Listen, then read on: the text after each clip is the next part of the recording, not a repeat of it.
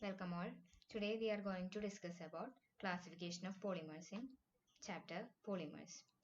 In the previous class we have studied the polymerization, that is classification of polymers based on its structure and origin. Here we are going to discuss about the classification based on mode of formation and molecular forces.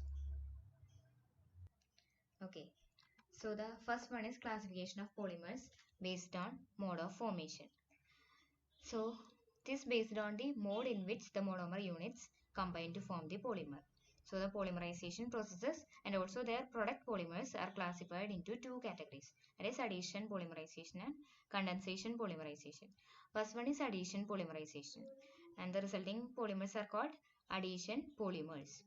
Okay, this is also called chain growth polymerization and the polymers are called chain growth polymers.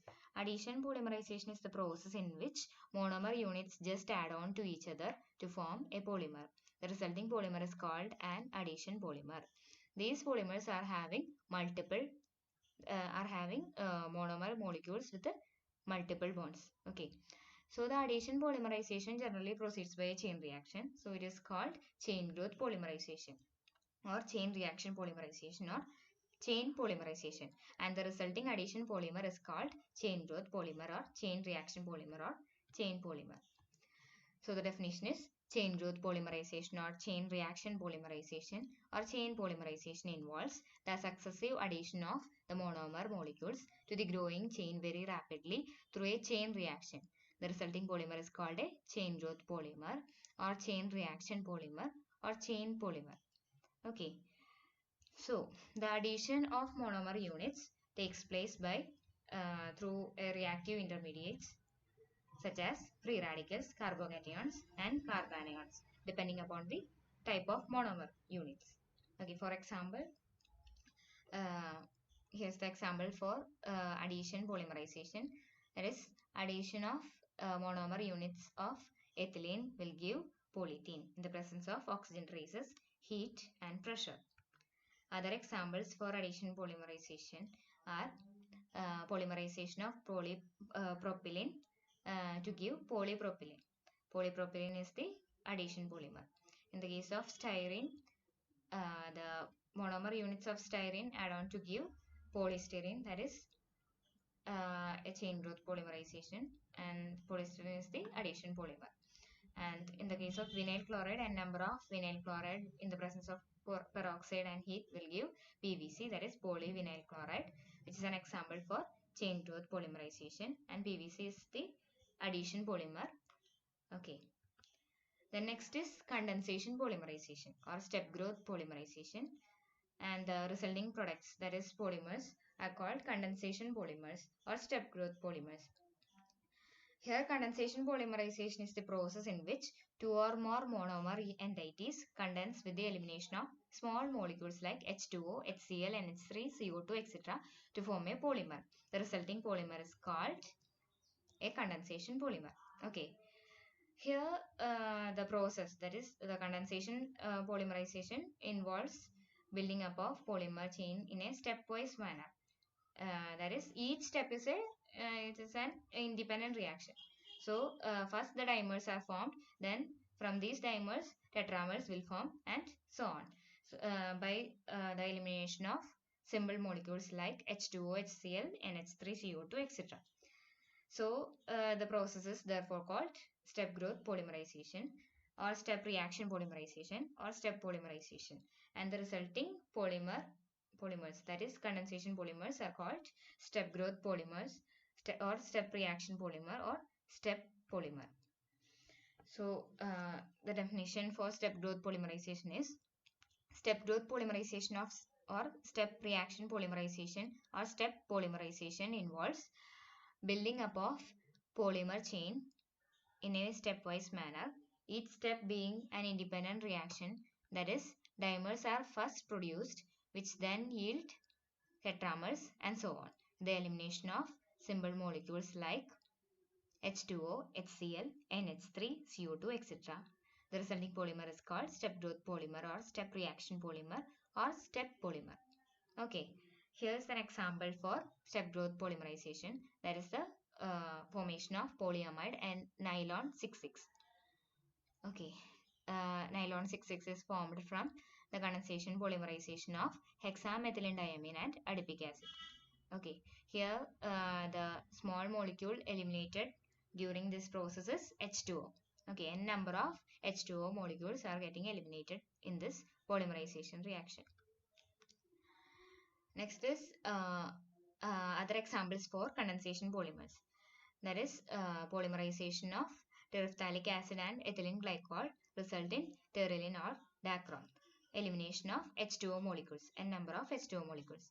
And the next example is condensation reaction polymerization of phthalic acid and ethylene glycol will give glyptal. And the small molecule eliminated during this process is H2O. That is n number of H2O molecules. Okay, the next is classification of polymers on the basis of molecular forces.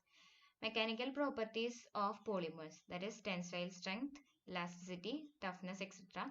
are governed by intermolecular forces like hydrogen bond, van der Waals forces, etc. present in them. So based on these molecular forces, the polymers are divided into 4 types. That is elastomers, fibers, thermoplastics and thermosetting polymers. So first one is elastomers. Elastomers are polymers which have only weak intermolecular forces between the polymer chain and hence possess high degree of elasticity. Here there's softness, stretchability and toughness. These are the characteristic properties of elastomers. Here we can see crosslinks between these elastomers. It is present in between the suitable intervals. That is, crosslinks provided at suitable intervals hold the molecules together without allowing them to slip past each other on stretching and help them to regain their original shape when the elongation force is released. Okay, so crosslinks are the characteristic element of these elastomers. So the process by which the network of crosslinks is introduced into an elastomer with a view to improve its properties is called vulcanization. Okay, so we have seen that these crosslinks help them to slip past without prevent them to slip past each other during elongation. Okay, so when we introduce more network of crosslinks, these properties are getting improved. So the process is called vulcanization. For example, natural rubber in the presence of sulfur, by heating we can vulcanize this natural rubber at 110 to 140 degrees Celsius.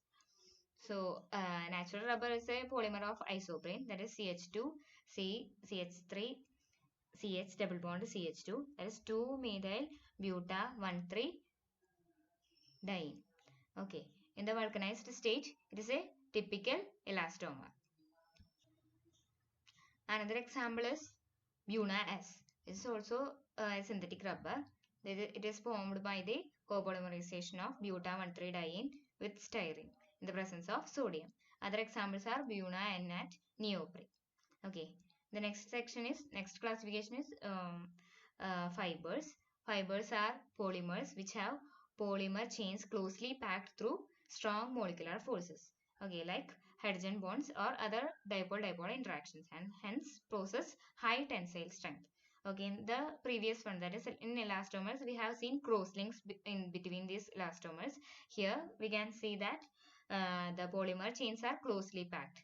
Okay, to increase its tensile strength. They are tough, stiff and abrasion resistant. They retain their properties over wide ranges of temperature. Examples are polyamide, nylon 6,6, polyester, terylene, etc. So the fibers are tough, stiff and abrasion resistant. Okay, abrasion resistance means that the ability of a surface to resist being worn away by rubbing or friction. Okay. So the next is thermoplastics. Thermoplastics are polymers which is soften on heating and become rigid once again on cooling. Okay, further, the process of heating and cooling can be repeated any number of times without affecting their properties. That is, we can heat many times the thermoplastics without affecting its properties. Hence, they can be easily molded and demolded. There's no cross-linking between their chains. They have intermolecular forces in between those of the elastomers and fibers. Okay, for example, polyethylene, PVC, Teflon, etc. So next class is thermosetting polymers. Here we can see that it is very different from thermoplastics. That is, when we heat it in a mold, which it will undergo permanent change to give hard, infusible and insoluble product. Okay, in the case of thermoplastics, we can see that by the process of heating and cooling, it can be repeated many times without affecting its properties. But in this case, uh, when heated in a mold, it undergo permanent change. So it cannot be came back to the first state. Okay. Once heated, they get highly cross-linked, and this accounts for the permanent rigidity they attain on heating. So this be heat treated only once and cannot be remelted or remolded. For example, bakelites, urea formaldehyde polymers, melamine formaldehyde polymers, etc. Okay, these are the classification on the basis of molecular forces. That is elastomers, fibers, thermoplastics, and thermosetting plastics. Thank you.